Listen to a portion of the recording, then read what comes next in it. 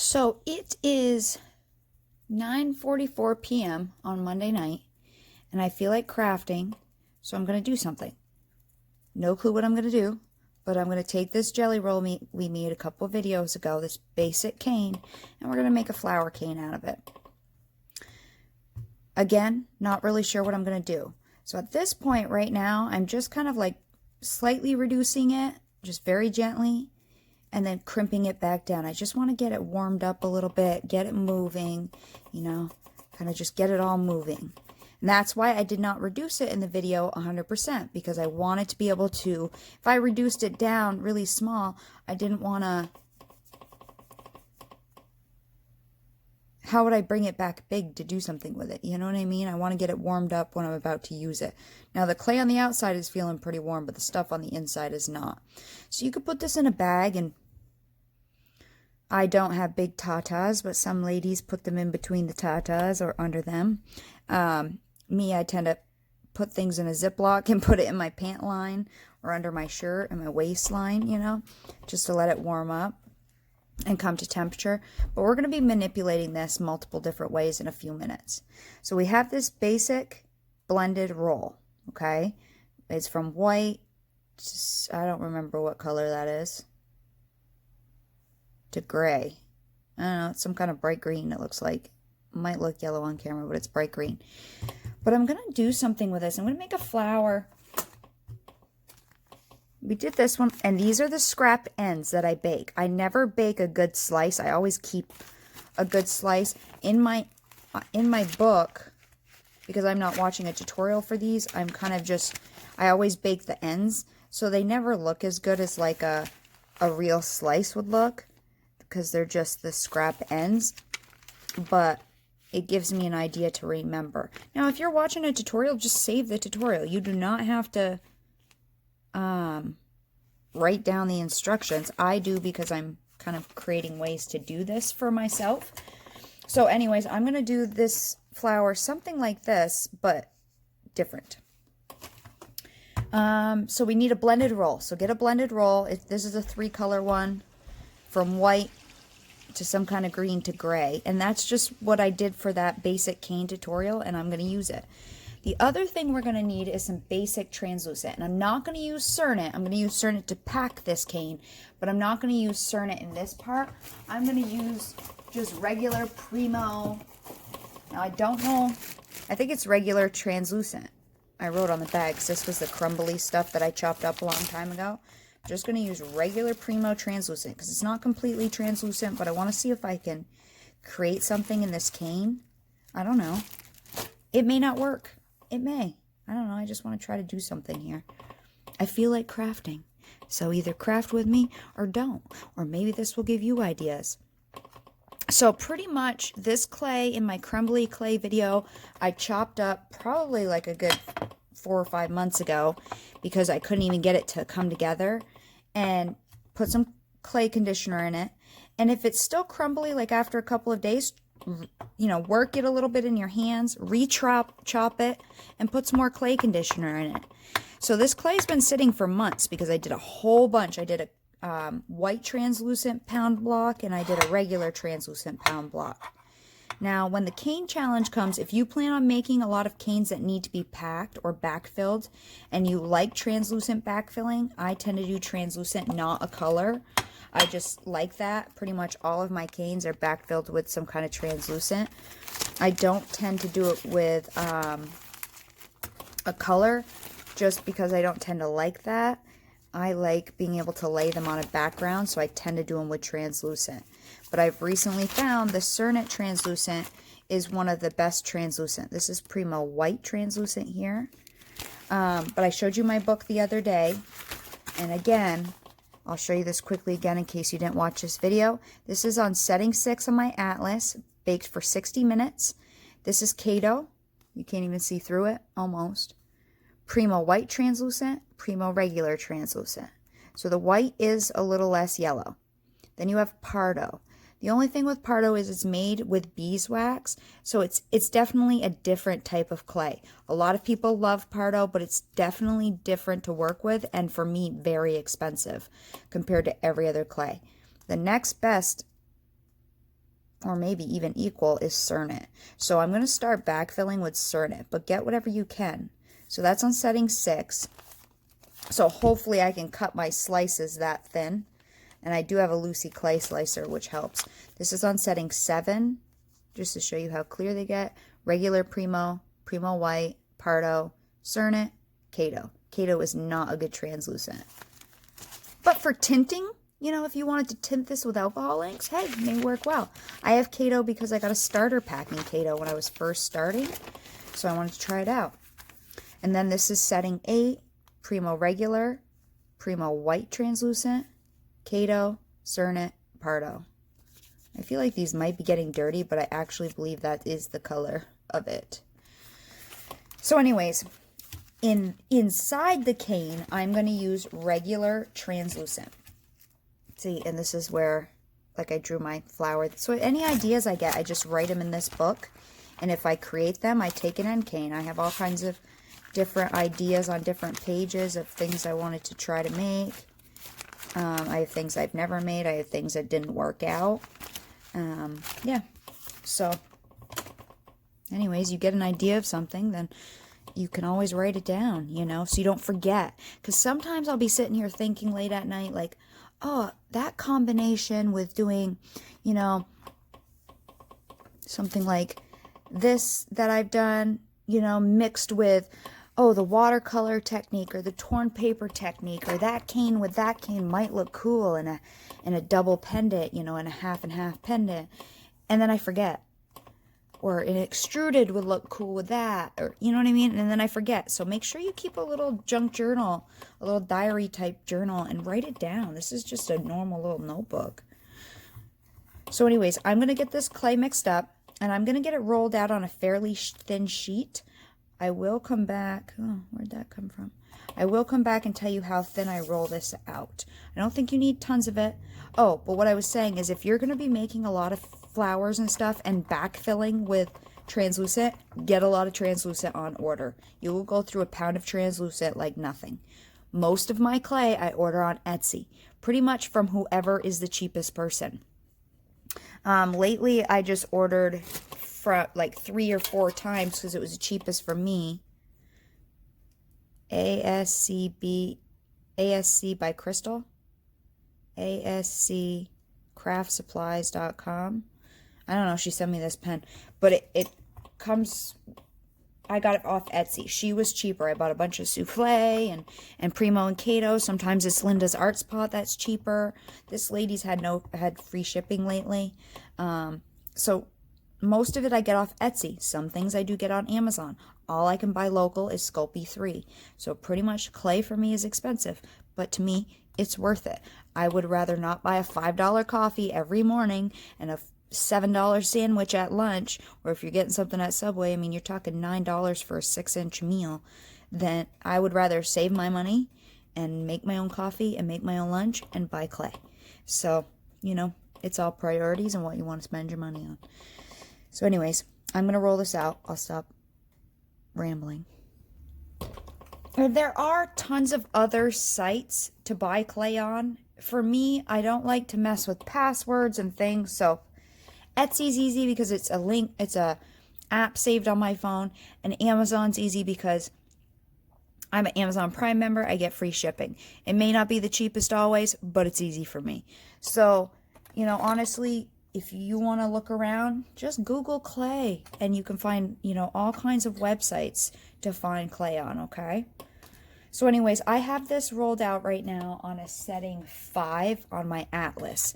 A couple of people recently asked me what pasta machine I have. I've had this one for about a year. I bought a cheap one first, a really cheap one, and it broke in like 2 weeks. No, not really, like a month. And so then I splurged for what I thought was a nice one, and it is. It's an Atlas 150 Wellness. It's not the biggest Atlas they make, but it's a good Atlas. It's on my Amazon Ambassador page, which will be below in the description, just in case you're wondering what one I got. You may be able to find it cheaper somewhere else, but just if you want to look or something. I think it was like 80 bucks. I did also put the motor on there. The motor is a Mercado motor. Each pasta machine has to fit a specific motor. They don't all fit every pasta machine. It should lock in. So I don't have the fanciest fancy of pasta machines. Ed Street does make modified atlases meant for polymer clay, but they are quite expensive. Mine was like 80 bucks, so it wasn't the fanciest, but it's been going strong and it's still working well. So a couple people just asked me that, and I was just putting it out there. Okay, so the first thing we need to do, I try to answer the questions to them personally, but if multiple people are asking it, I'm trying to answer it on here. Especially for like my subscribers who watch all the time. So you're going to need a tissue blade, and I think the first thing we're going to do is just cut this guy in 4. So kind of make sure it's even all the way down. You know, you don't want one really skinny end and one really fat end. This end is a slightly fatter, so I'm just going to reduce it down a hair. But you want it fairly even all the way down. Okay, my log looks fairly symmetrical. We're going to cut this in 4. Now this can be hard because as you're going down, you can either tilt your blade and not get even. So what you want to do is put your head way over and kind of look where it's even. And then you can tilt your blade and go down a little bit and then go down a little bit. And you can keep looking from side to side. Move your head from side to side. That's one way you can make sure you're getting it even. The other way is you can center there, flip it over, well, make a mark up the side so you can see. And then try to take the center on this side. And it doesn't matter if it's perfect. Okay? And then, because I have this mark right here, hang on, let me make it a little more visible. Then you can kind of try to line these up a little bit. Like that, and make a score mark. Where's this one? Okay, and then try to match these up too. Okay, and then you can do it the other way. Try to find your half. Go in a little bit.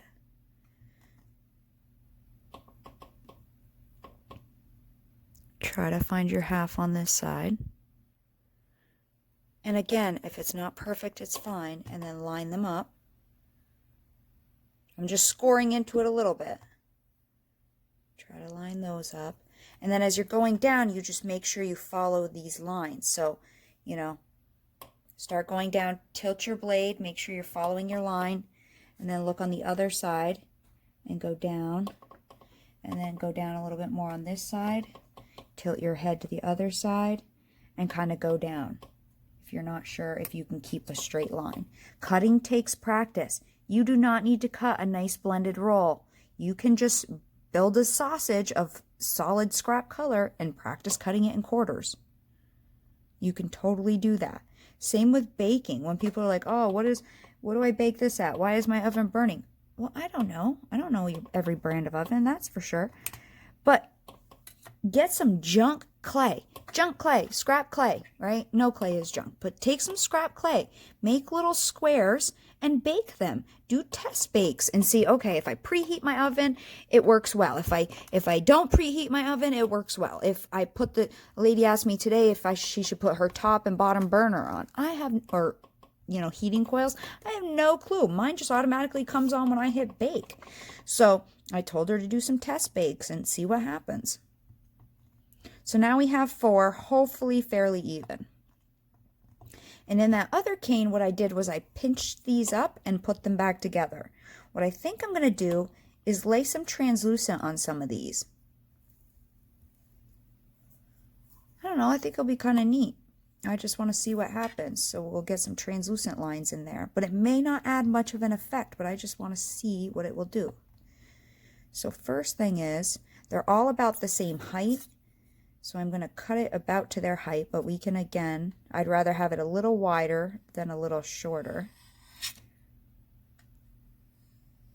Doesn't need to be perfect because we're going to get distorted ends when we reduce this later anyways. So don't worry about the end parts. You want to worry about what's happening in the middle. And then I want to wrap the translucent here and here. Maybe not on all of them, maybe just on a couple of them. So here.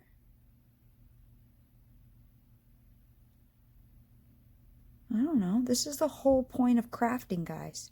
The whole point of it. Give yourself the freedom to try things. You know? You don't need to use the best clay ever. You can use the ugliest 2 colors of brown and make something. And you may come up with a really cool thing. You may not. But hey, as long as you're enjoying what you're doing, who cares? If no one else likes it, it doesn't matter as long as you do. Right? If no one else is happy by it, it doesn't matter as long as you were happy while you were doing it. If you're not, then why are you claying? Find another hobby that makes you happy. There are plenty of other hobbies that you'll get pleasure out of. If something makes you miserable, why would you waste your time doing it? See? And I think I might just, do I want to do them all with that? Or do I want to just do like 2 of them?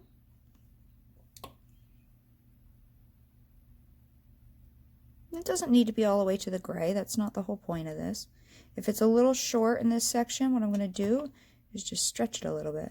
I'm not looking for perfection in this. I'm going to make a flower, which is not a perfect thing in nature anyways. So, you know, allow your flowers, give yourself a break if your petals aren't perfect. Give yourself a break if it's not perfect. When in nature are every petal lined up? Like, seriously, never. So give yourself a break. Just say you learned something from it. Every time you do something, you're gonna learn. And I'm smoothing it off so I get as much of the air out as possible.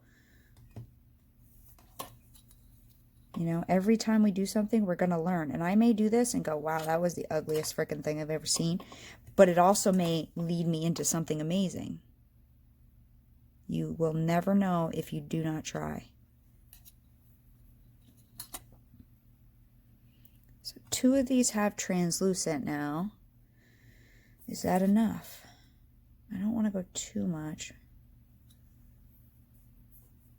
I don't want to go too, I'm afraid to go too much. I'm afraid right now. Ooh. Because I was thinking, what if we put them together?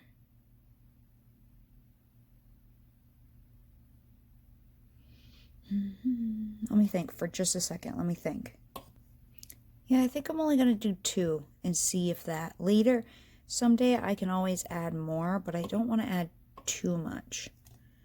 So I'm just going to do 2 of the petals. Now with each one, we're going to fold in these ends here and make this more of like a teardrop shape. Now in the other one I dragged this color, this outside color up a little bit. But in this one, because I added the translucent, I don't think I'm going to do that too much. I'm just really going to pinch it more.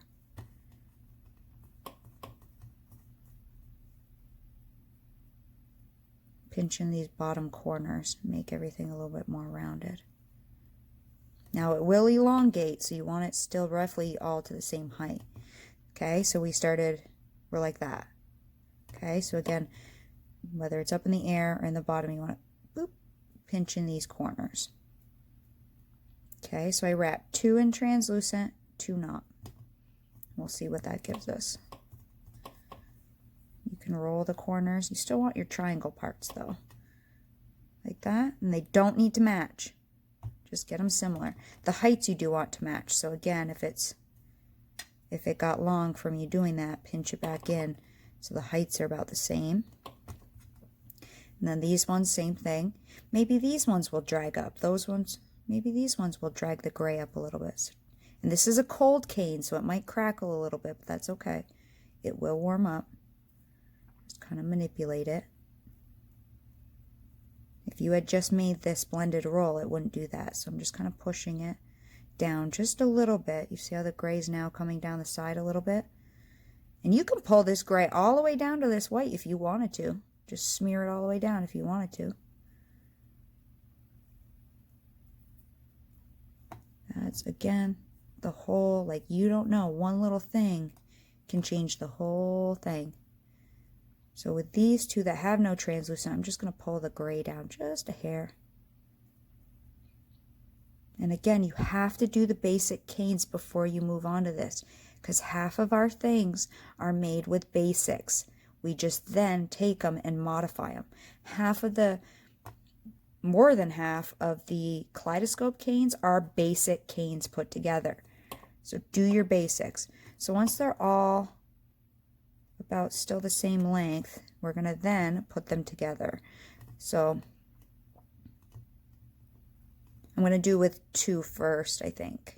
So I'll take one of the translucent, and take these 2 points. So I'm laying them on the board like this. We're going to take these 2 points and pull them together. Okay, I don't know if I can do this upright, but we're going to force them together. So we're going to, and one was way taller than the other. I didn't cut perfectly, but it's okay. Okay, just push these together.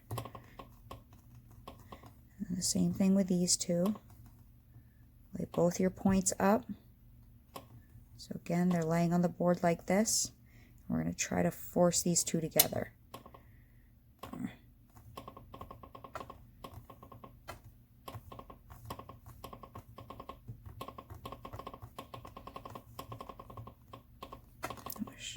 on. Let's see if I can get that apart a little bit, so I could have done that better. If I make this one a little taller, because that was the smallest quarter I got out of the whole thing. Try to pull this up more towards the top. Get it up there. So see, those 2 are pulled together, and these 2 are pulled together. They're a little wonky, but that's okay. I'm going to force it again into a triangle with my 2 fingers, just to get it a little bit. Try to force these 2 in a triangle with my 2 fingers, trying to pull it up and get it a little more pointy here. So I'm just kind of pulling along the length.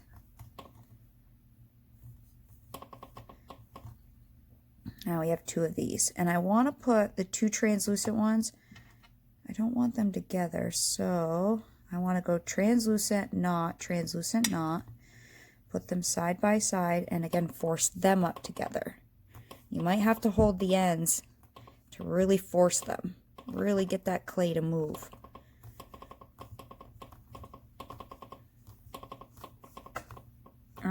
So I'm just forcing them all together.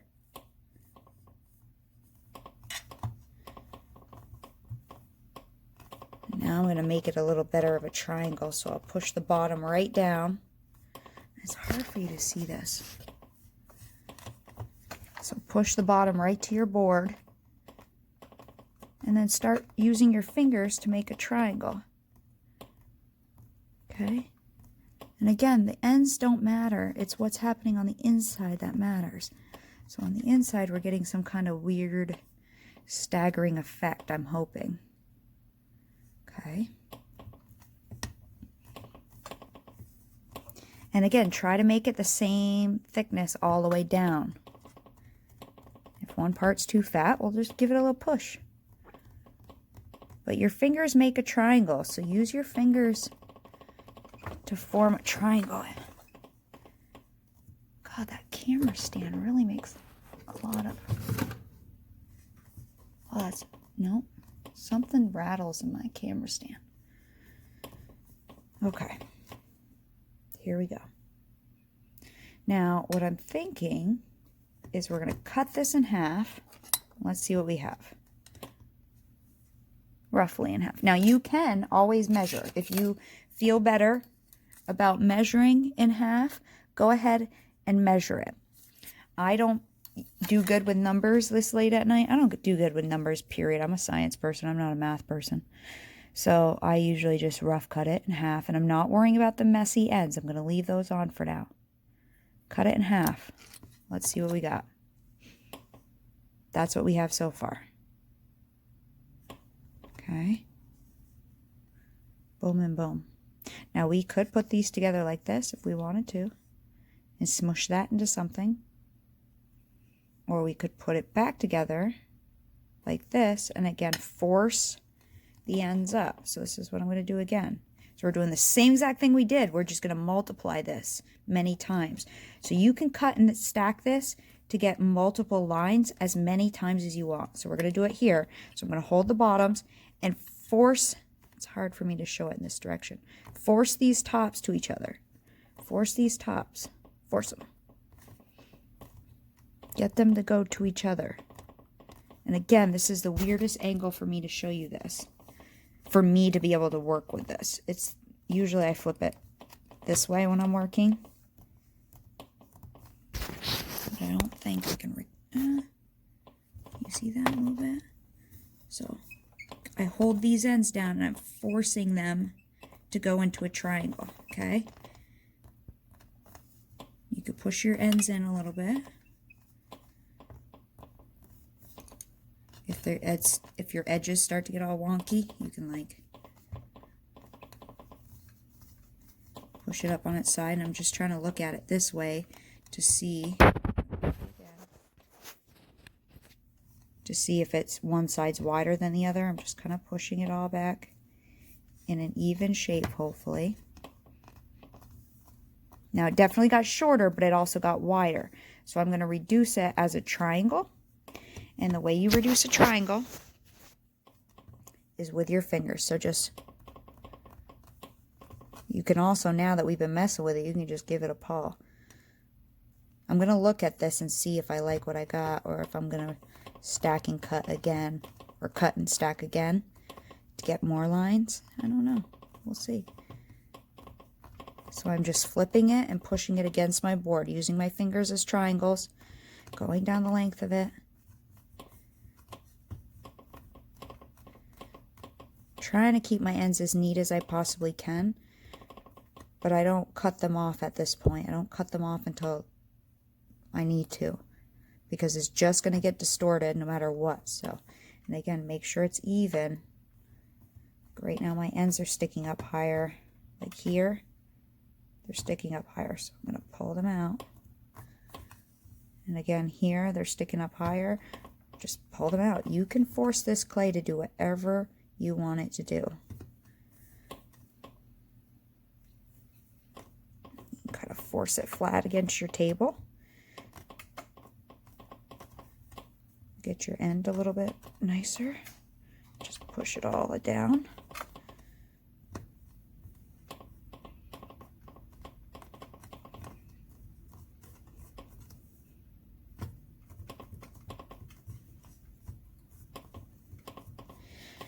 Okay, so right now we can cut this and stack this again, or we can say, I'm okay with this pattern. Now, either way, if we cut this in half, I want to get 6 petals out of this. So I think this is going to be the pattern inside. Even, let's see what the pattern is. I don't want to cut off the distortion, and normally I wouldn't. I would just go for this, but just to show you what we're creating inside, it may be still a little distorted because I don't want to cut all of it off. This is what we've gotten, and this is what our petal will look like. And you could see the lines of translucent in there that, I don't know, I just think we'll add something different to the mix. Now this we can force into a petal shape. And a lot of people don't make solid canes. They just make a petal shaped cane, and they take slices of it and lay it on a piece. Now once I reduce this smaller, this detail is not going to look so large. Like, this is huge right now. This is, you know, pretty big.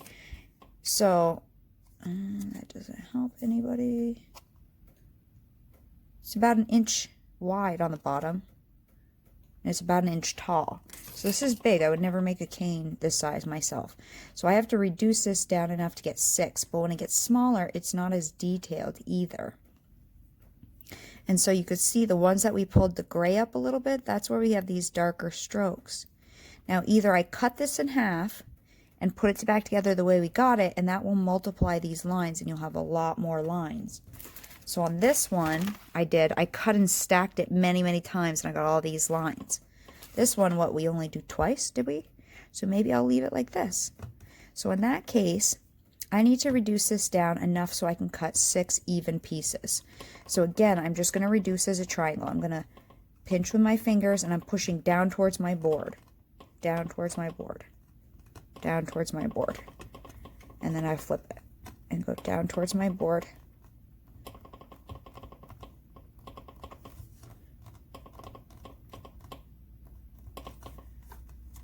Sticking. Flip it down towards my board. This will force it to get longer because you're making it smaller. But I start at the top of the point and work down towards the bottom. Top of the point, work down towards the bottom. Okay, and I can even pull it a little bit, but pull down the length. Don't just pull from the ends, because the middle will get skinny and the ends will not. If you got to work your ends a little bit, work your ends a little bit. But I need enough to get 6 out of this. And I do tend to like my pieces cut about 1 inch long. I find that's easier. If you use more clay, hey, you could cut 2-inch chunks and get 6 petals. I don't tend to make that big of canes because I only use them in 1 or 2 pendants and then they sit in my box. So I don't like to make tons because I'm not producing these to sell. So I don't need to make tons, but if you want to make a big, I mean, I've seen people make canes like that big, you know. I don't usually reduce a cane down. I usually do a quarter size, a nickel. No, I usually do a quarter, a penny, and a nickel. The dime is a little too small depending on your pattern. So the smallest canes, you don't always want to reduce things down super small because you'll lose your detail. Very bold canes you can reduce down smaller, but if they got a lot of detail, you'll lose it. And again, that's why I don't make very detailed centers, because I reduce them kind of small and you lose it. Now remember, I'm going to have some distortion on the ends here, so I need to make sure I can cut 6 out and get rid of that distortion. You know, so if I got rid of the distortion here, I have 1, 2, I need to measure better, but I'm just doing my rough. 3, 4, 5, 6. Actually, that may work. Okay, so then I need to just make sure it's even enough. One spot's not too fat. It's a little wide right here compared to the rest of it. So I want kind of the same amount of clay in each slice is the goal.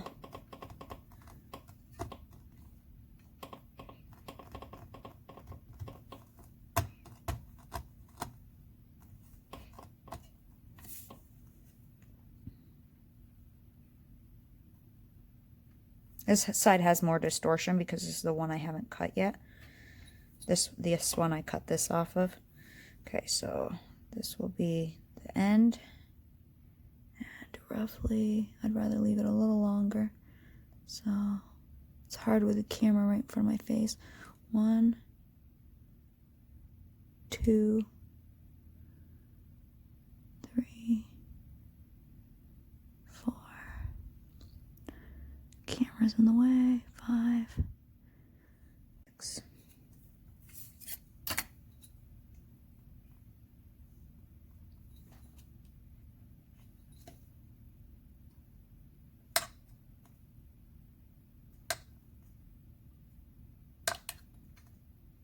Try to cut straight. I don't always cut straight down.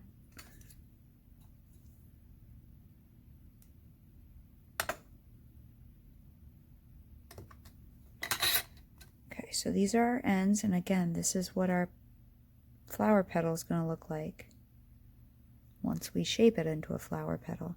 So I tend to do it this way, and then I shape it after. And again, go back and watch polymer clay cane 1, 2, 3, 4, 5. I have all these older ones, and I did go into a lot more detail about things in the older ones, okay? So either way, I tend to do 6 petals because I do better at them myself, so find that out for you, okay? Some of these, that one's a little short. I definitely screwed up on a cut somewhere because, oh, you know what? That's why. It's like, this one's really tall.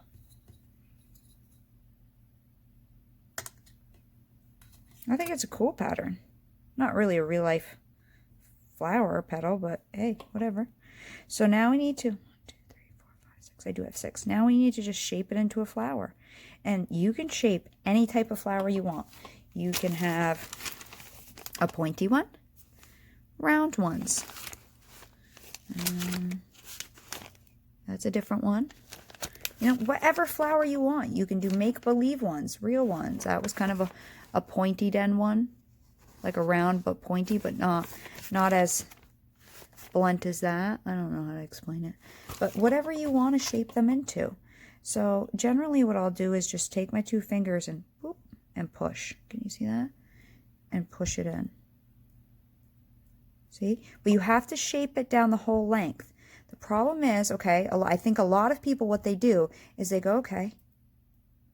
And then they go to this side and they go, okay. Okay, that looks good, right? That looks good. Okay, yeah. And then they put it all together and then they start cutting their slices. And then they get into the middle here and they cut a slice out. And they're like, why is it so square? Oh no. My end looked really round. Why does it not look? Because you didn't round the whole length of it. You have to shape down the whole length of this thing. You can't leave it square in the middle. You have to remember that. You're going to be cutting slices from in here. So you have to shape the whole thing. So flip it around. Do the middle part. So literally I'm just pushing my 2 fingers together. I'm going to shape these. And they don't all need to match. You can round them on your table. Whatever shape you want to do. But make sure it's kind of even down the whole length of it. If one part looks a little fatter, well then you got to pinch it there a little bit. You know, you got to look down the whole length of it if you're trying to create a cane or a petal that looks fairly symmetrical.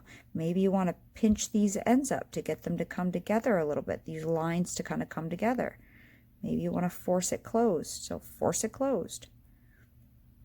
Okay, allow yourself to play a little bit. Yeah, maybe I'll make this one a little pointed. That looks kind of cool, huh? The other thing is, do we want the dark on the inside or the dark on the outside? What's going to be the center? What's going to be the... Because it could go either way. You could have white on the outside and gray on the inside. I mean, who knows? That's your call. That's all your decision choices. So do we want to have a bunch where the flower's like this? Or if I force this one into semi-similar shape, do we want to have it where it's like this on the inside? Green's on the inside, or the white on the inside? I'm almost thinking it kind of like the white on the outside. And that way I can use a darker background.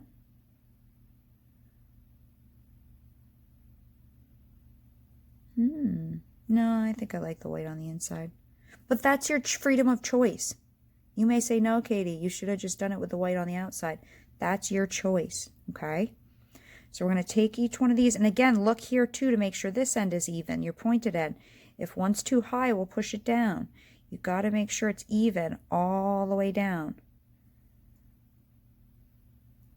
I mean, if you got little bumps, that's okay. But you definitely don't want something like that. Because that's definitely not going to look like that when you cut into this part. So you've got to make sure you look at it a little bit more and take your time with this part. Learn to enjoy it. And I think people rush through it. Like, why are you doing it if you don't like to do it? Honestly.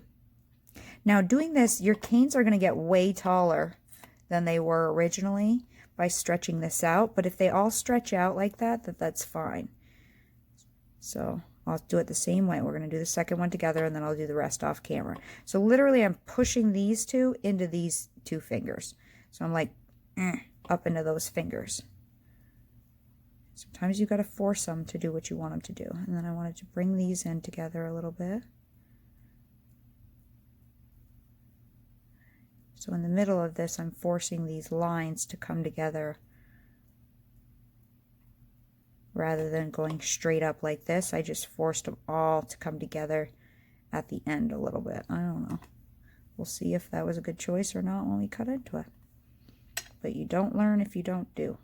I mean, I do hope that you guys watching these videos, you learn from my mistakes. I have not been doing polymer clay for 25 years.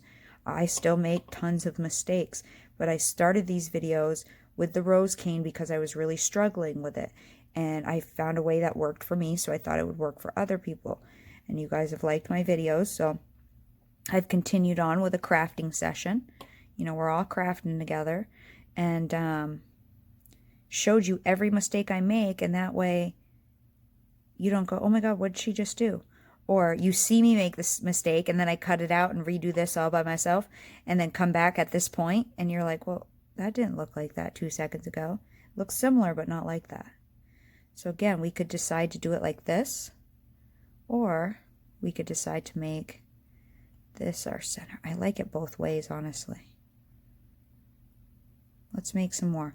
So I'm going to leave these. So these are about the same height, but if one was a little taller, you could squish it down. If one was a little shorter, you could pull it up.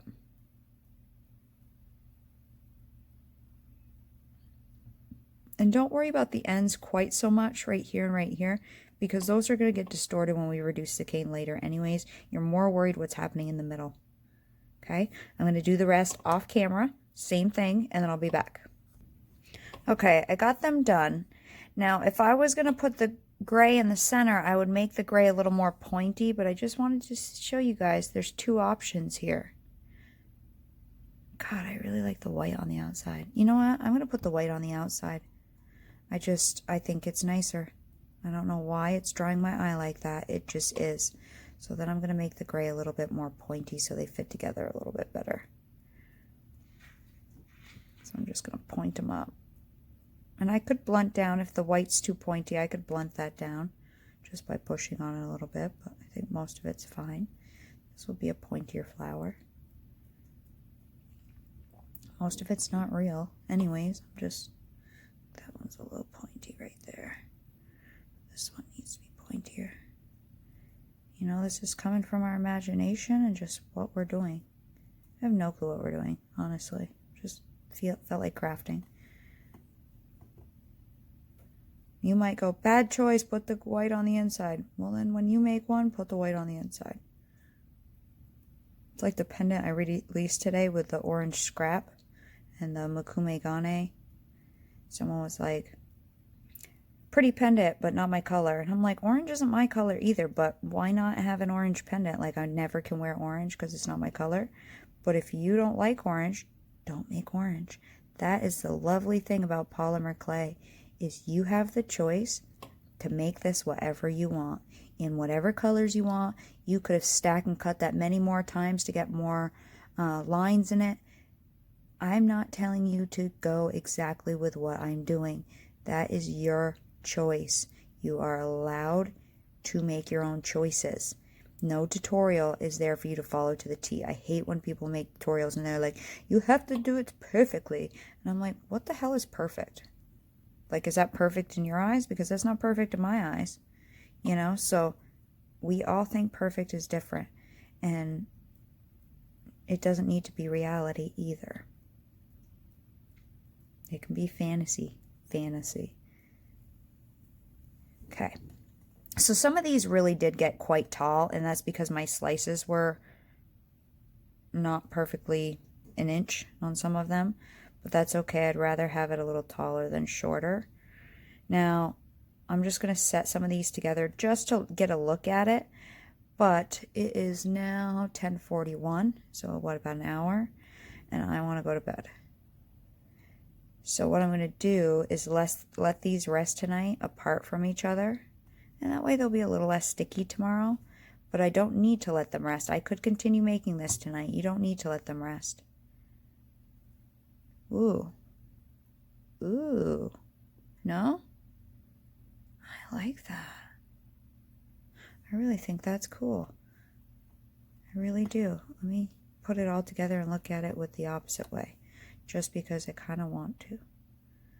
Let's see what I really go with. I should take a picture of each and then decide tonight what way I like it the best.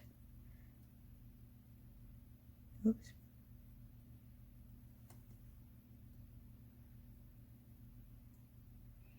Oh, damn it. I like both of them. I do.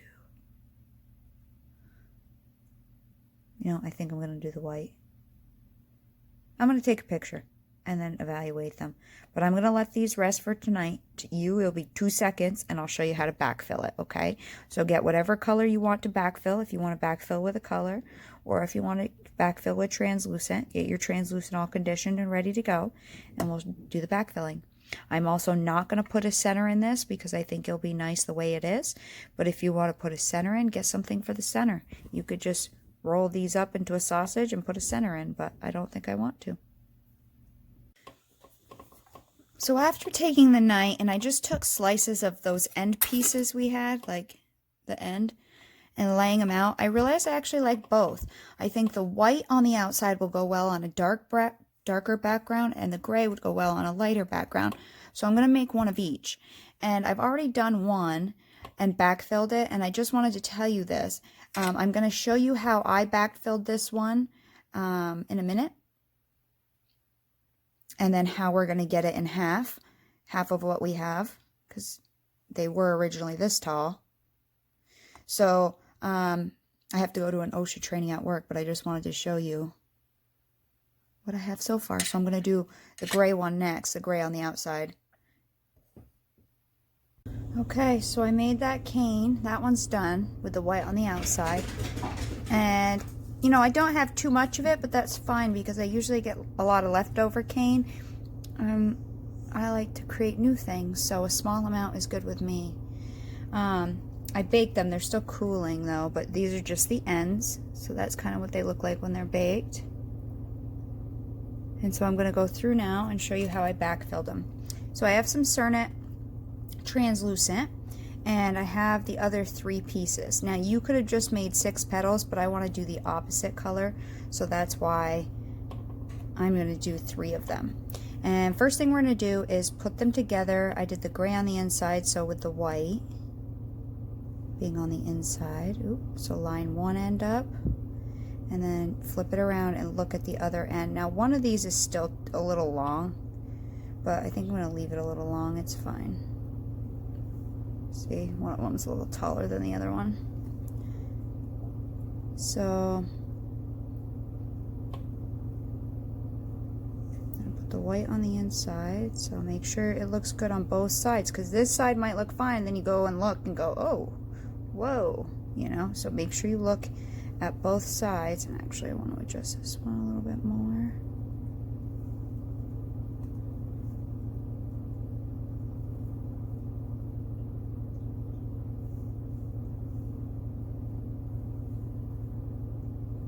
That one on, and that one's a little tall as well. Okay, so the first shapes I look at when I'm backfilling, whether it's with a color or translucent, is the one furthest down. So like from there down, I need to get filled in. So to me, that's a small triangle. Now when I'm doing a cane this long, it's harder to get it to manipulate down in there. When you're doing a short little cane, like if this was only in ½ an inch tall, you could just cut a triangle and jam it down in there. But I like to try to get my backfilling so I don't get a lot of change in my petal that I wanted. So my way of backfilling may be different than someone else's way, but I also want to keep the shape I can. But again, do it however you find would be easier for you. So the first thing I'm going to do is start off with a sausage. And again, you can use a color. You don't need to use translucent. And I'm going to roll a little sausage of the translucent out. And then I'm going to take my 2 fingers, make a triangle. So see, if I push against my board, that would be this flat part. So I'm going to push against my board and just create a triangle.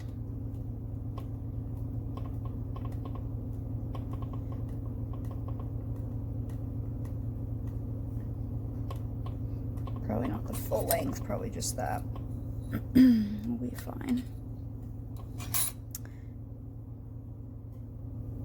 So now I have a semi-triangle. But if I were to put that in, it wouldn't go all the way down, and I want to keep that petal shape. So first thing I need to do is make the point a little pointier. And you can do this when it's down on the table and just kind of pull it up a little bit, make it a little pointier.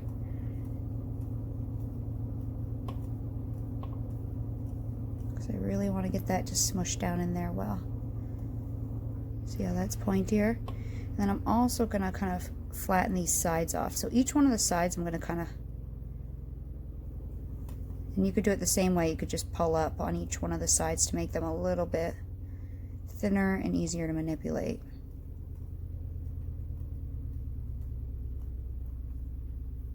Flip it and do the same thing on this side. My light has been flickering lately. I have some fluorescent light bulbs above me, and they've been flickering lately. See that? So now we have these really pointy ends to the triangle. I'm going to see if that one of those will fit down in there.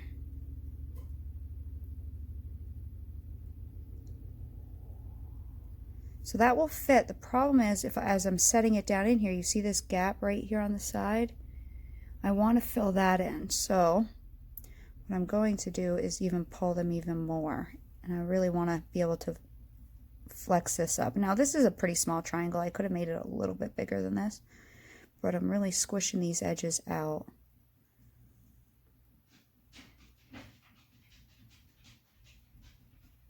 Just by giving them a little tug here. Because I want it to sit against my petal and be nice and smooth.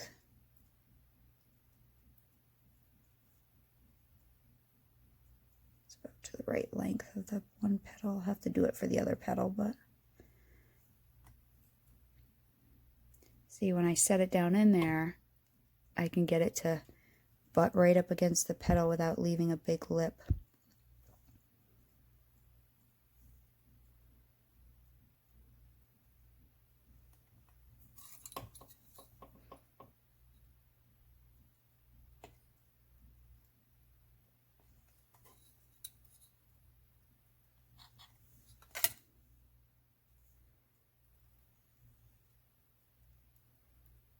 See, there's no big lip right here where that ended. It's nice and kind of smooth up against my petal shape.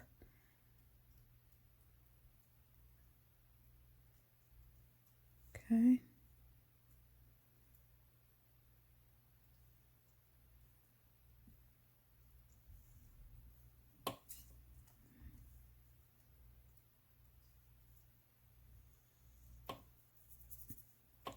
So do the same thing with this one. So I'm just with my fingers pinching it.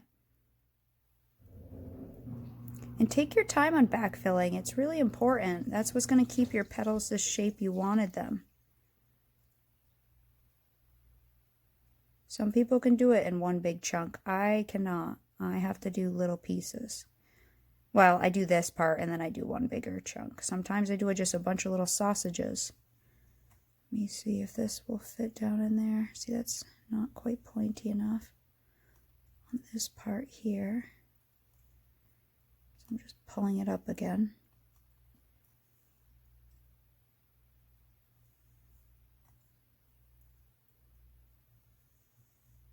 And that's really, we're just looking to fill in that lower triangle to keep that petal shape nice and round down here.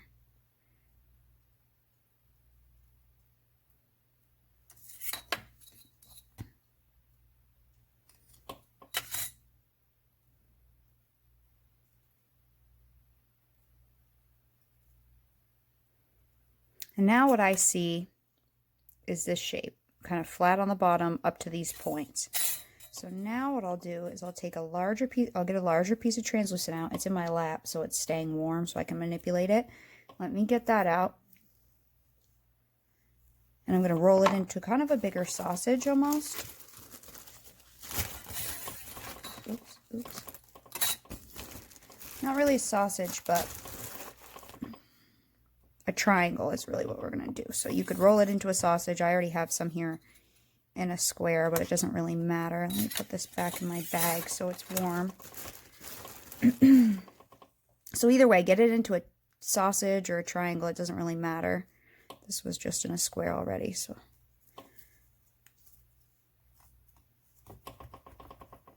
And we're going to shape this into a triangle. So again, with our two fingers. And now these ones I do want quite fat because I want to be able to get to the tip of those petals.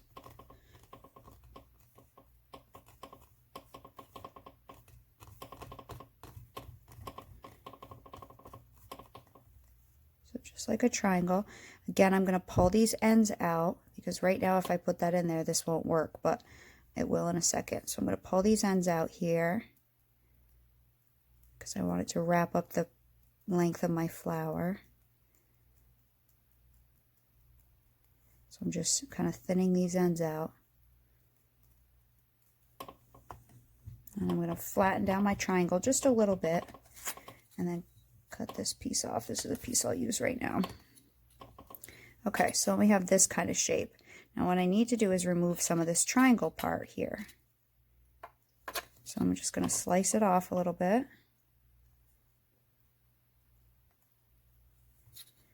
And we'll see how it fits down in and if it works.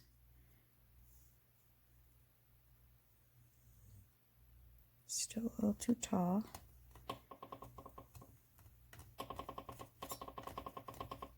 Kind of reminds me of making the rose cane because we kind of make this shape a lot with the rose.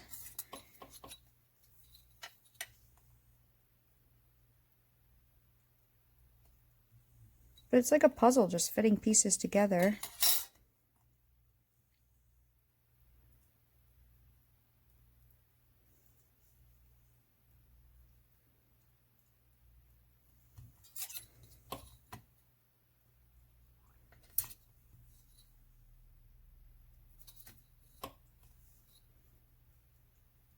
To fit in there. Now I'm going to leave this little overhang right now, and I'm going to leave this little overhang right now. So we'll just kind of fold them up a little bit. Now we got it filled in. So let me do the other one quickly.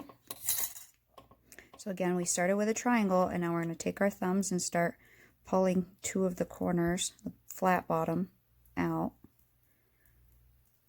to thin it off.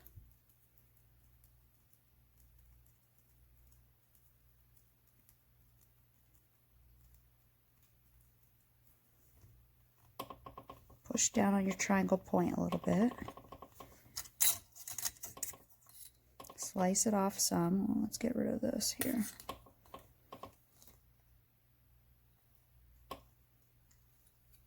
That's where we would have just made it a pointy triangle, you know. We're just slicing that off, so now we have this kind of shape. And let's see. Still a little tall. I don't want to force it down. This side's not too bad, except for it's a little wide.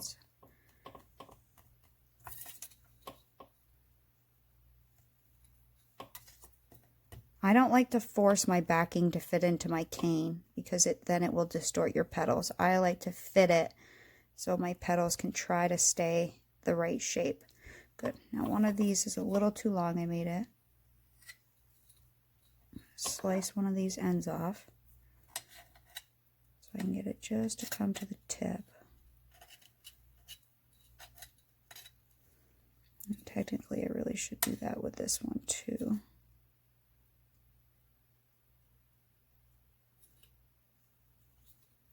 And then you can, because they're nice and thin, you don't have to force it to meet over the tip of your petal. Because we flattened it out and it's really thin, so I can just kind of gently have it meet my petal.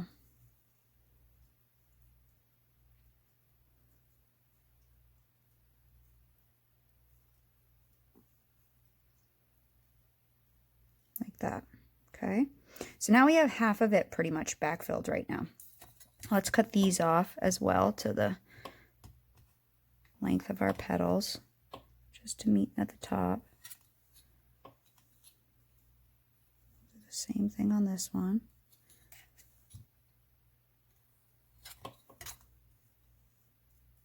Now pretty much half's backfilled.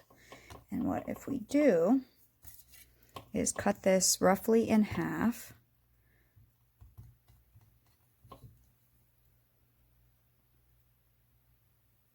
Let me see, it should be roughly about an inch long, but one side's longer than the other.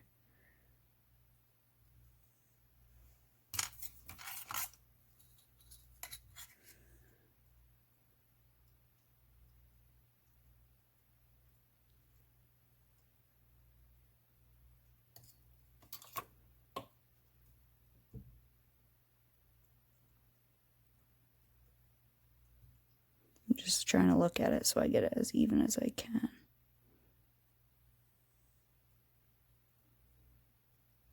Cut it in half. Now we have two parts to fit together like that, and we'll just have to backfill these two. Now the other thing is I did put something in the center on this one, on all these scraps, I just cut off some of the gray. And what I'll do on this one is I'll just cut off some of the white scrap part. You don't need much. Just a little bit of your white ends that might have some gray in it, might have some translucent. That's all I do for the centers, because I don't really care to have a detailed center. Again, because do you really see much of the center in that? Not really. Even the bigger one. Do you see much of the center in that? Even if we had done a very detailed, pretty center, not when it's that small. So really don't worry about it. Just get something in there. These are all pretty much the same color, so it should be some kind of translucent, maybe some kind of gray in there. And we'll put that down in here.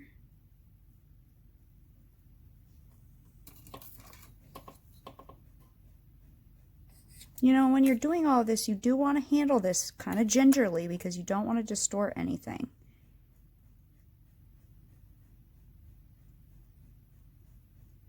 Might be too big.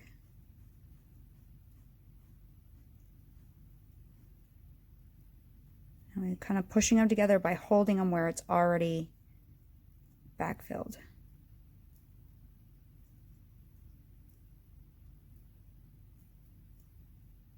Okay. And then I'm going to backfill these ones the same exact way. Again, right now it looks like it has a bigger triangle, but we're not going to make it that big because I want them to push together some like that. So we're just going to make a small triangle. Once we kind of compress these together, that will close in, but not where you put your translucent. It'll keep it all separated. So again, I'll do one of them, okay? So get a little small sausage. I gotta get this together first.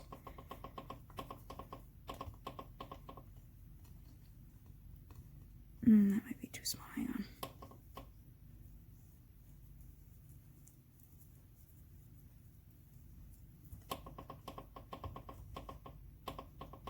Make a triangle with your two fingers by pushing down.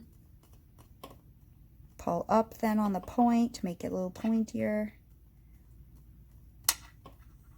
Okay, see we got a pointier end. Pull up on this end, make it a little pointier. You can either pull up on it while it's down or just pull it with your fingers while it's up in the air. It doesn't really matter. Whatever is easier for you. Let me cut the end off so you can see the shape again. So we just have really pointy triangles. And then we'll set that down in there. That needs to be a little bit.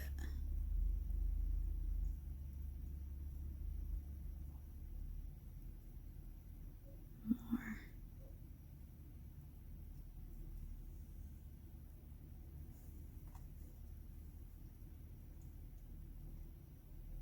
And I usually do the same thing on both, so that way I'm not pushing on anything too much. So whatever I do on one, I'm going to do on the other right away, because I don't want to distort anything. Let's see, I don't know if this is going to be long enough. Probably not.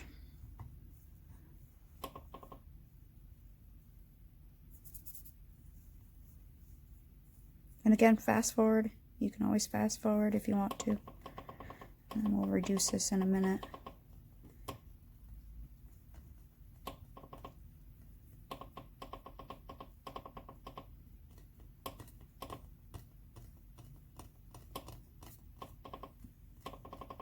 Oh my God, that really, this camera stand.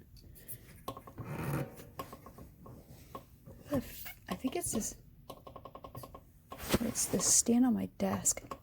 I think it's this stand on my desk that it does that. I'm gonna put something under it or something.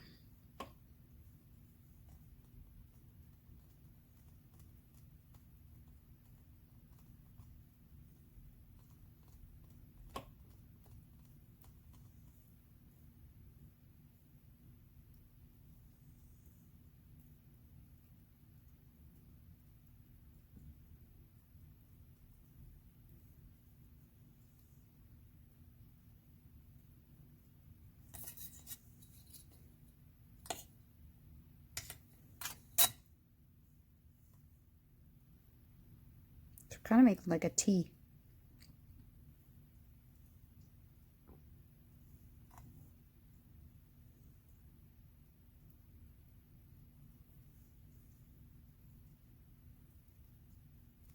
And then once you start pushing that together, that will close in right there. Okay, so let's cut that off. And then we're going to do the same thing with a bigger sausage. We're going to make a triangle and then slice the top off. Okay, so let me get this into a big triangle. Okay, so I got it in a triangle, and now we're just pulling out the ends just like we did before. That way it can wrap around nicely this top part.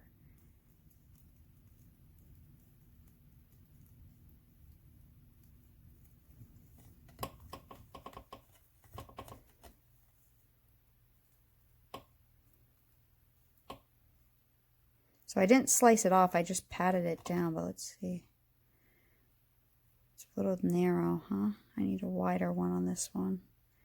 And actually I need a wider one on that one, so let me try slicing it off. Oop, I dug down in kind of deep there. Now let me cut the end. You can see better what shape it is if I cut these little ends off.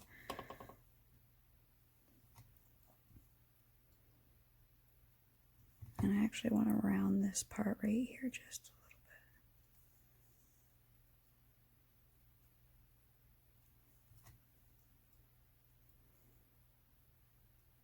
bit. Now I do want it to go all the way to the end, so if it doesn't, just pull your corner a little bit.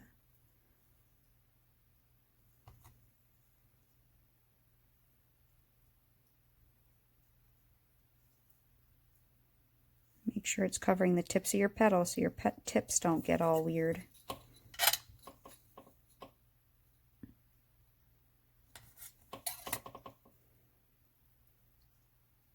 Okay, and let's see.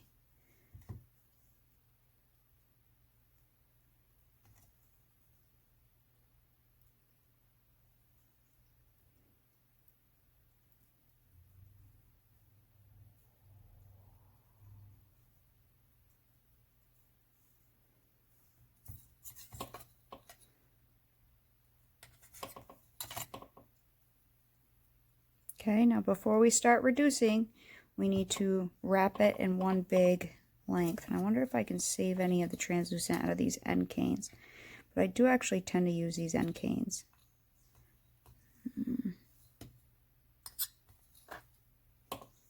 For scrap things, for backings and lentil beads. I really like them for lentil beads.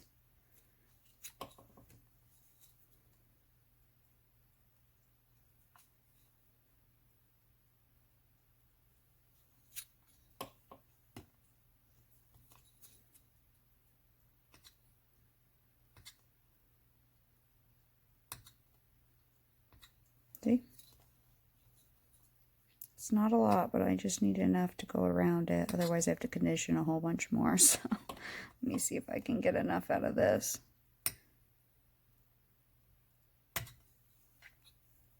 And this to go around it once.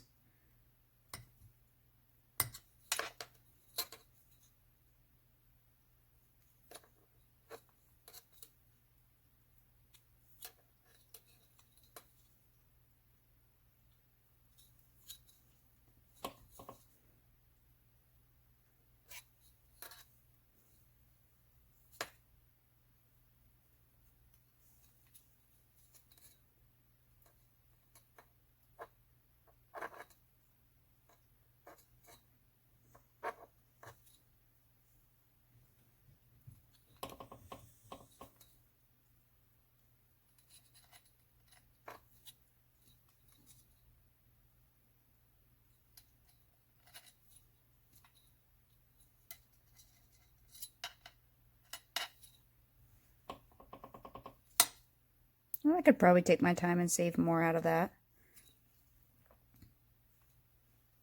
You know, definitely. I mean, there's still more in here if you wanted to. Some people are like that. They like to save as much as they possibly can. I think that's good enough. Okay, so we need to run this out on a strip. Now, if the tips of my petals were still showing here gray, I would make a thicker translucent strip. But because the way we did it, we covered it, all I need is one thin strip just to make this one solid piece. So I'm going to roll this out pretty much just enough so I can get one around it.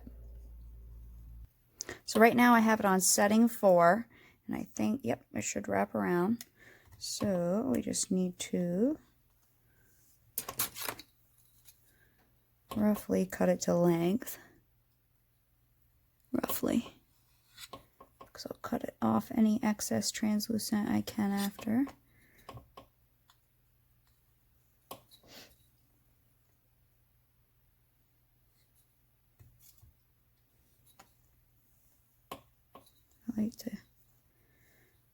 I'm kind of stingy when it comes to my clay. I think honestly because I don't feel like conditioning more right now. But I already have a nice layer all the way around this, so I don't need a very, very thick layer. Cut that a little skinny. That looks a little skinny too.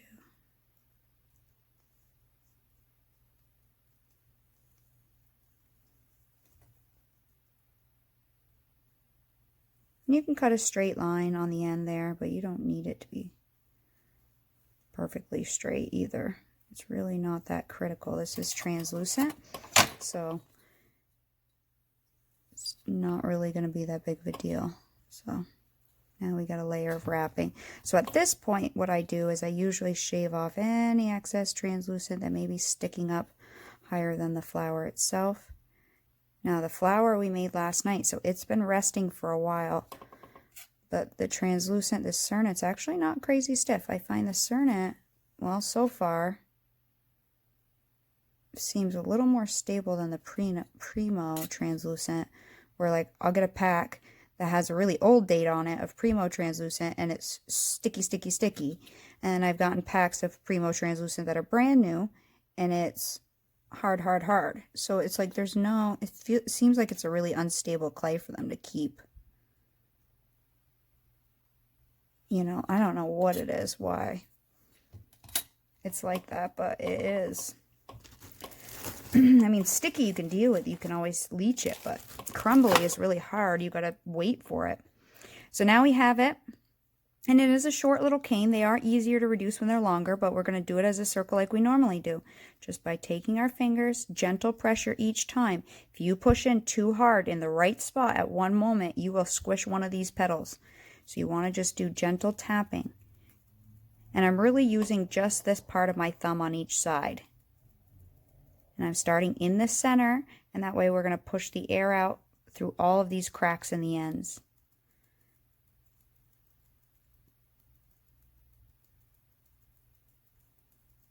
Until I get it a little taller. So I'm going to do the centers. You know, and you can pull up on the end if you need to. Some people pull up on the end if the gray looks like it's going to move faster than the translucent. But because this cane has rested so long, I see the translucent moving faster than the green. And the gray flower. So now I'm going to work up to the end now that I have an indent.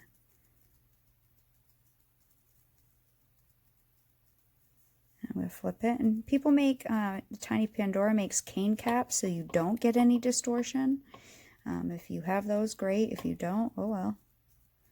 We're going to use our ends. Okay, and so I'm going to get it down to the size I want it for my largest. Now, I usually don't go any smaller than this here, okay? Let's see. Maybe 1.5 centimeters. Half an inch. That's usually my smallest cane, depending. I mean, I do have some that I go smaller, but for flowers, that's pretty much usually my small size, I think. Sometimes I go bigger than this. I usually do a quarter, penny, nickel.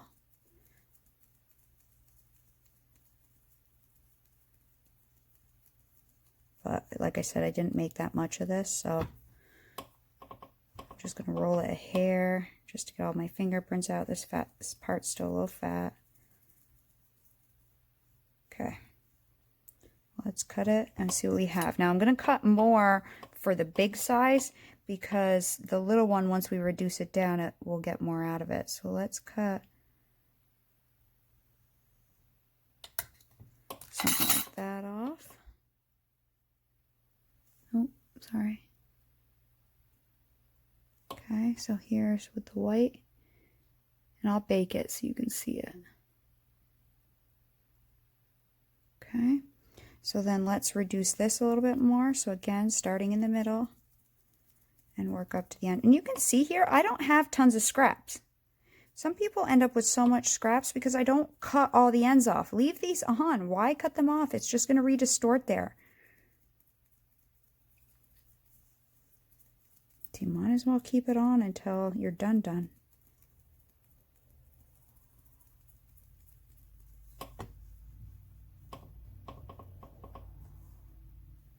Okay. I'll cut myself off a piece to bake here. So again, a little distorted because I just cut it. But if we would have left it, it wouldn't have been as distorted. A little bit distorted. This petal smushed a little bit there. But it's a fat piece, but I'll use that for baking. That's what I did with this one. That's that end piece there that I used to bake on. I don't know. To check my baking. And remember, when I did it, I made the white side, do I have any of those slices left? See, I made the white a little pointier. Well, not in this one. When I shaped it, I had the white pointier because I planned on it going on the middle and the gray fatter. So that changed the shapes of the outsides, whereas the white was pointier and the gray was fatter. So it changed the look a little bit. Okay, so there's the white one. Let me cut off any scrap ends here. So I cut off a little bit and then look and go, okay, that's still distorted. And then I cut a little bit more, excuse me, and go, okay, that's still distorted because I can't tell until it looks semi like a flower, because in a lot of things you can still use them. Maybe a little bit more. I'm just doing thin slices every time. I'm not. And I'll probably leave it there for that one. And then this one. And I'll probably leave it there as well. I think that actually looks kind of cool.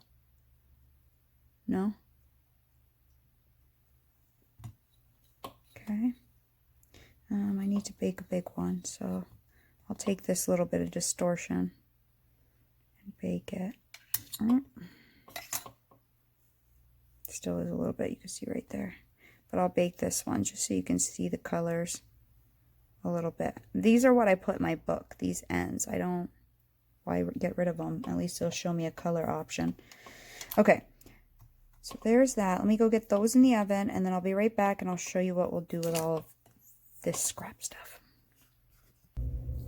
So while those are baking, what I would do with these scraps myself is make either a backing for this project out of it or something. That's what I tend to do with these pieces. You could totally just mix them up and make a new color. You know, the gray, the white, and the green. Totally. I just have some regular translucent here that's kind of messed up. And honestly, all I'm going to do, I can take these pieces here, just cut slices off. You can use the petals.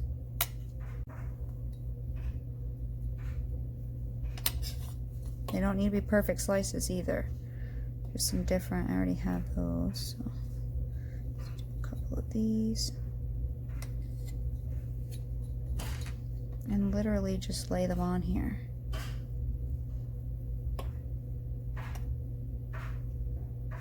These are all white ones.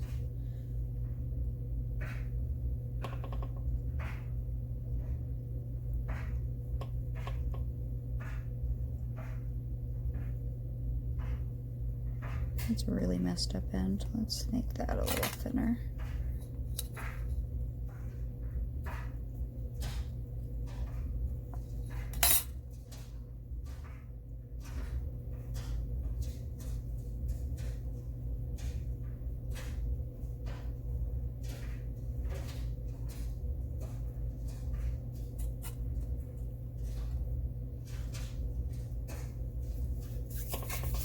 I'll do this when I'm making multiple canes, and I have like leaf canes too. And you could take this stuff, make a Natasha bead, you know, and just kind of swirl it up in your hands. This stuff, always, so this kind of stuff you can always, I'm not a big fan of Natasha beads. I just don't ever get one that I like. So I just tend to make lentils and make a veneer out of it. Because I also don't really do anything with beads, so I don't tend to make a lot of beads. This stuff, you can compress. And always do this. You might as well. Because if not, I can always just mix this all up into a solid color and get a new solid color. It'll probably be like some form of gray with a little green in it. You might as well try and see what comes out, because you might actually get something you like. So get in a sausage and then just begin twisting a little bit.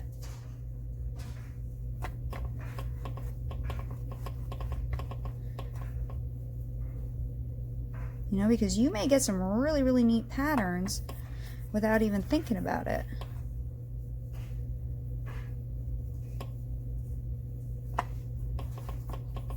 Now, every time you twist, you got to roll a little bit.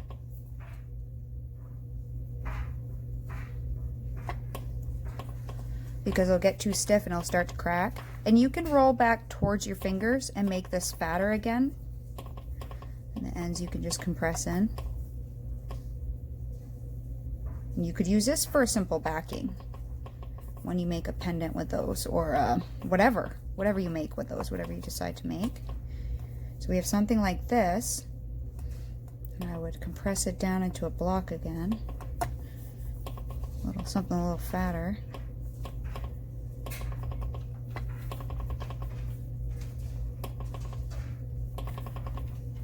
You know, but even if you just took a slice of that and put it on a backing, you know, that looks pretty cool and marbled.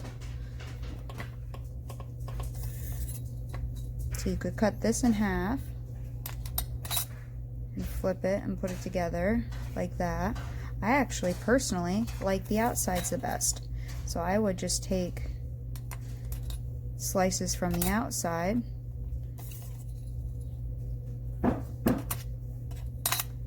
and lay them next to each other and make kind of a sheet out of it, is what I would do. Oops. Use a blade side.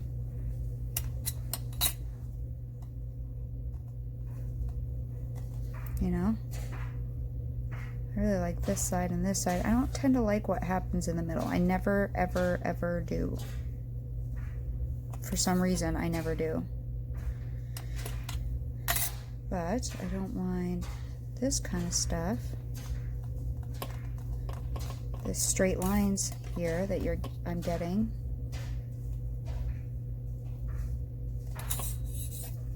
And make a sheet out of this. This stuff I would probably just mix up. This stuff, if I take my roller, just to get it to come together a little bit, I would put through my pasta machine, stretch this out. You might get something cool. You might not. You might go, oh my God, what are you doing? Well, then just mix it into a solid color. But you also may get something neat too, you know, that you might end up liking. Is there any more? Right there.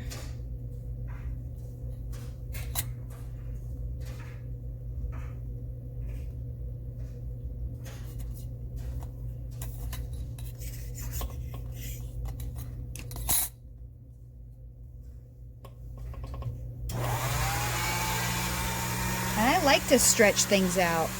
I really do. I like the way things look. So I'll just bring it down on the settings.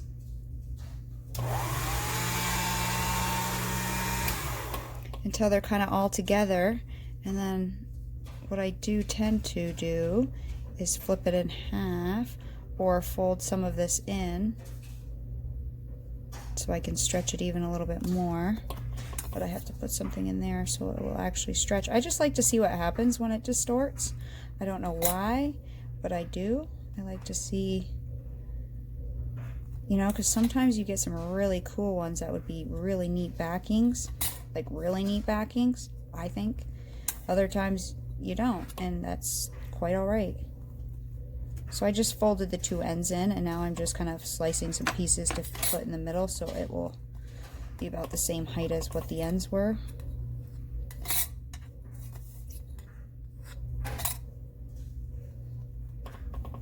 And then I'm going to run this through this way.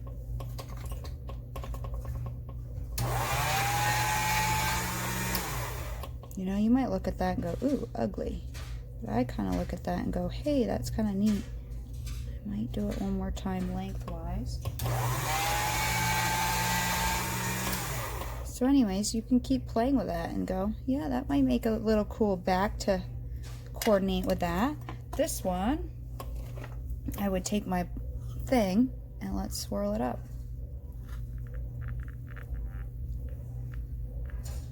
Let's see what we get when we swirl it.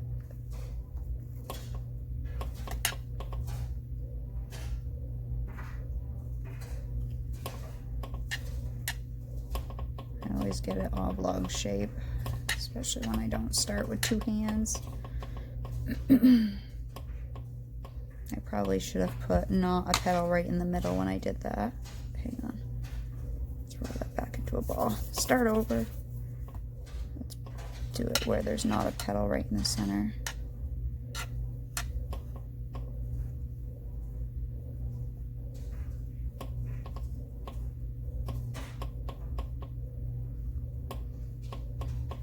You know, why wouldn't this coordinate as well on a pendant that you do? But I have them all, so I might as well try it. And then if I don't like something, I can always go ahead and mix it into a solid color. Always. Later, do that. Might always get oblong. See? Just start dragging things around and see what kind of cool something you can come up with. Pick a different spot. It's hard because I got all this stuff on my counter, so I'm trying not to hit anything.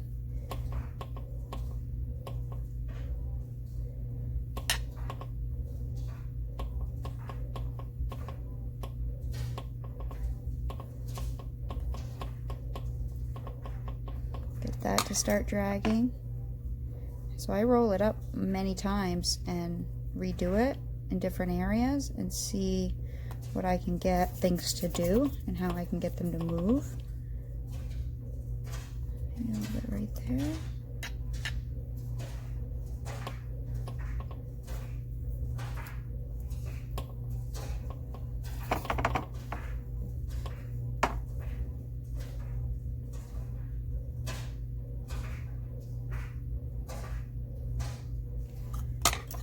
And then I would take this, roll it back up so I can find a spot I like, flatten it out. You know, this may be just slightly enough to coordinate again on a back. Oh, well, we're doing there. And these look cool when they're baked because they're translucent, so it'll make certain things look 3D and certain things not. And then I would stretch this out as well and get it to do some funky things.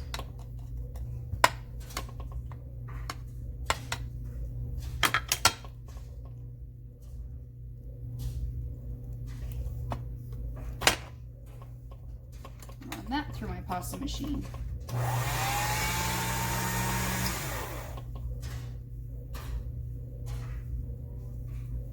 I actually like it, so I'm going to keep it as a backing, that's for sure. This one, I'll probably mix these colors up. I'll go upstairs and grab my thing because I'm only baking these chips for just a couple of minutes. And I'll show you what color we get with the scraps. But this one I'm going to keep. Very impressionistic. And I think it'll go well on a back if I need one for whatever pendant I make that with. So they just came out of the oven. They're still really hot, so the translucent hasn't gone as quite clear as it will, but they're solid enough for me to put in my book. You can see right there it's starting to go. But this side's really thick, so this side's really thin. So they're not like perfectly thin slices, so I don't expect them to be very translucent, but just enough to where I can keep them in my book and also see this color combination later and come back to it and go, yeah, I like those color combinations. You know, you may look at it later and, yep, I like that, or nope, I don't like that. So I always think it's worth taking your end, you know, this is that end, this is that end, baking it off and keeping them. Tape them down to a page in a book. That's what I do. I tape them down into a page in my book, and then, you know, I have my instructions, but you can just write down the name of the video or something if you're following videos. If you're making up your own canes, definitely write down your instructions to yourself. So in 4 or 5 years, if you want to go back through and remake it, you can. Or make a different color combo or get ideas from it. I can't find my tape. I need some tape. Oops. Oh, that's the color that it mixed up after, which I don't think is a bad color, and I would totally use that. And I could see mixing in a little ecru with this and getting it more of a mauve-y suede-ish tone, a little white to make it really pale. You know, you can darken that up with some like brown. Oh, I have a little bit of this tape if I can get it to way big, too big of a piece. But you know, so even if you're not making videos and you don't make your own canes, you can still keep cane slices, and that way in the future you can look back and go, oh, I liked that color. Let me try to recreate that. You know, not that I'll ever get, because I think this green was a scrap green, but I may be able to kind of recreate something similar to it in the future. Very similar, I'm sure. So I would stick one of each of these on here in my book. Hang on, I'll show you in a second. Because I can't find any regular tape. All I have is packing tape.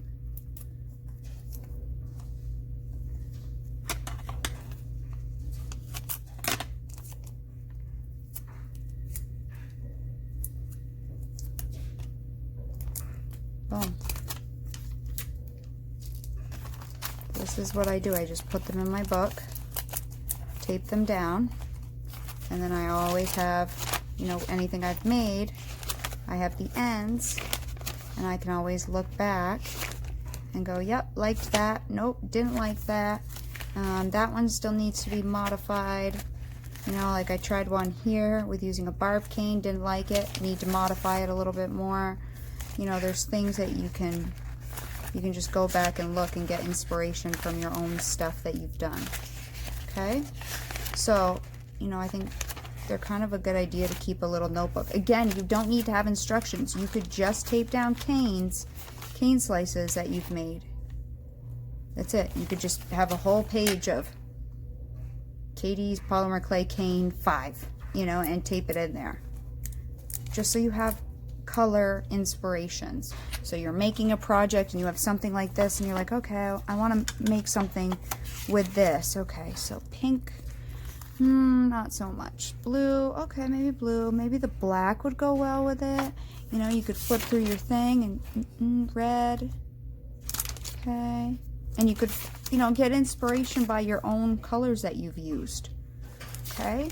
So I'm going to put this in my sheet protectors, and I'm going to keep that for a backing, and when I decide to make a project with that, obviously I will show you, and I'll see you guys later.